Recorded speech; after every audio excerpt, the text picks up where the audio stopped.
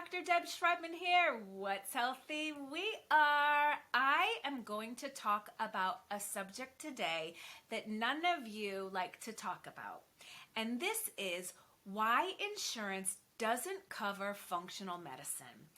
And it's really interesting, and I think a lot of you may know some of this, but functional medicine is about identifying the true underlying cause of your problems instead of just continuing to cover up a symptom with a drug or to cover up a disease process with a drug. It's a band-aid. It's not making it better. It's just covering up, and oftentimes it is not even covering it up well. For example, I have patients that come into me and they're on, I am not even exaggerating, 15 different medications. Maybe 5 or 6 of them are blood sugar medications, and then they're on 2 or 3 for blood pressure, and then they're on cholesterol medication, and they're on this and that and this and that. And then I ask them, so I know you're taking a bunch of medication to help your health. How do you feel? And they all look at me and they say, Dr. Deb, I feel like crap. Sometimes I actually even feel worse on this medication. And I say to them, well, then why are you taking this medication? Why aren't we looking for the underlying cause of this? And they say, my doctor says, well, you're going through menopause, you just have to live with it. Or you're getting older, you just have to live with it. Or you're not sleeping, well, I don't know why, take this drug. And the thing is that it's really about your insurance not covering the things that are used for things like procedures, like a CT scan. Well, your insurance will cover that. Medications, your insurance will cover that. A doctor's visit, your insurance will cover that. Only after you pay a copay or a coinsurance or your deductibles met, and then you have your responsibility and they pay for some. And then did you know insurance companies are actually getting kickbacks on all of the procedures that you're doing? And you go through these procedures and you take these medications and you're no better. In fact, oftentimes you're worse. So why is this? It's because insurance companies don't want to cover the things that they can't make money on. They are a business. They have to make money. And so they are making money. And in the process, you're getting sicker and sicker. And that's just the way it is, because the doctors are kind of just throwing up their hands, and they want to keep their jobs, and they have to keep their jobs by doing what the insurance companies are instructing them to do, instead of being able to be amazing doctors that some of them should be or can be, but have their hands tied. As a functional medicine practitioner, I don't have my hands tied. When I'm not worried about what an insurance company will cover or won't cover, I don't have my hands tied anymore. Then I can do for you what you need. I can order the labs for you that I think you need, so I can figure out what's going on with you, figure out the true underlying cause of your health issues, and fix it. And then guess what happens when we do that? You get better. Can you imagine that?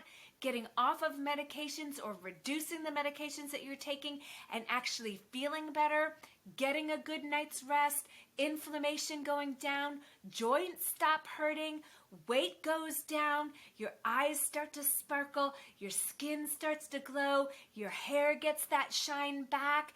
And this is all without an insurance company dictating to your doctor what to do and what not to do, because they're not making money off you if you're not going in paying copays, paying coinsurances, paying ever-rising deductibles, and being healthy. Because I don't know about you, but when I'm healthy, I'm not going to the doctor. So this is why insurance companies don't cover functional medicine, because under the functional medicine model, you're actually getting better.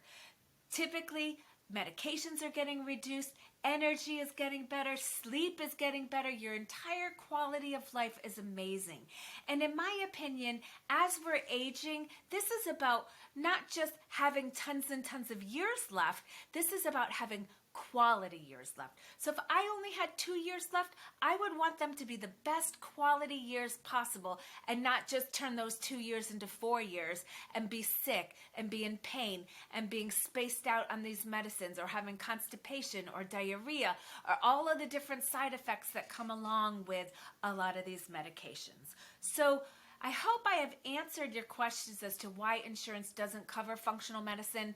And you know, it's interesting. When I was speaking at a conference with Dr. Oz, and I kind of said to him, "Hey doc, what do you think about insurance companies or big pharma ever covering supplements or the things that we do functional medicine wise?"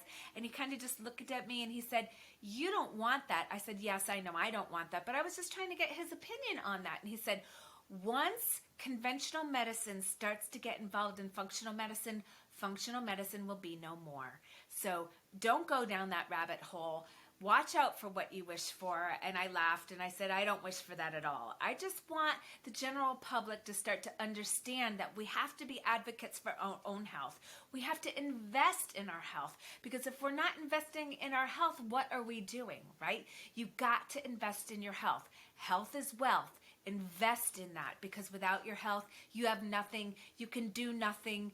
Imagine in your retirement, what do you want to worry about? Do you want to worry about what beach you're going to go to, or what lake you're going to go to, or where you're going to go on your next safari? Or do you want to worry about, how am I going to keep this insulin cold on an airplane so that I can go do something? And then, is there going to be a refrigerator? And nowadays, one of the biggest things that we worry about is access to these medicine.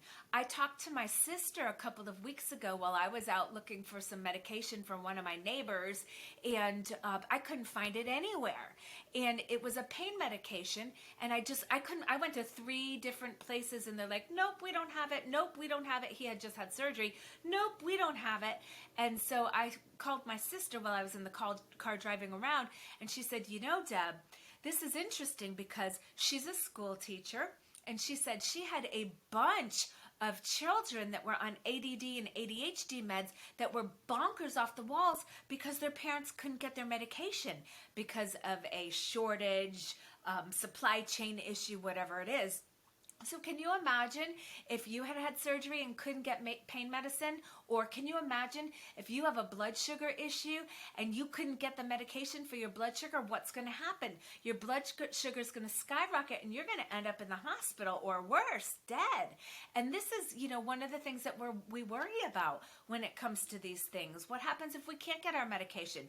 Wouldn't it be nice to not have to worry about that stuff because you're healthy and strong and sleeping and healing, and all you're worrying about is, where am I going to go next? What are my grandkiddos doing? And what can I do to have better quality of life and enjoy life? So I hope this answers your questions, and I hope this helps. Until next time, wishing you loads and loads of love and light and health and happiness. Bye-bye.